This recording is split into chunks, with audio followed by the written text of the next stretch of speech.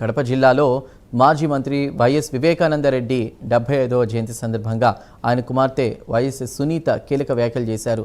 పులివెందుల్లోని YS Viveka పార్కులో ఆయన విగ్రహానికి సునీత ఆమె భర్త రాజశేఖర్ రెడ్డి పూలమాలలు వేసి నివాళులర్పించారు. ఈ సందర్భంగా హత్య జరిగి 7.5 సంవత్సరాలు గడిచినా ఇప్పటికీ న్యాయం కోసం పోరాడుతున్నానని ఆమె తెలిపారు.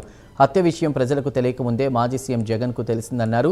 కేసు దర్యాప్తులో కొన్ని అవకతవకలు జరిగాయని ఆరోపించారు. ఏదో ఒక రోజు తనకు న్యాయం జరుగుతుందన్న నమ్మకం ఉందని, న్యాయం జరిగే వరకు పోరాడతానని వైఎస్ సునీత స్పష్టం చేశారు. వైఎస్ వివేకానంద రెడ్డి గారి 75th బర్త్ యానివర్సరీ ఇప్పటికి మర్డర్ చేయబట్టి 7.5 సంవత్సరాలు అయింది. ఇప్పటికీ మనము ఇంకా జస్టిస్ కోసం పోరాడుతూనే ఉన్నాము.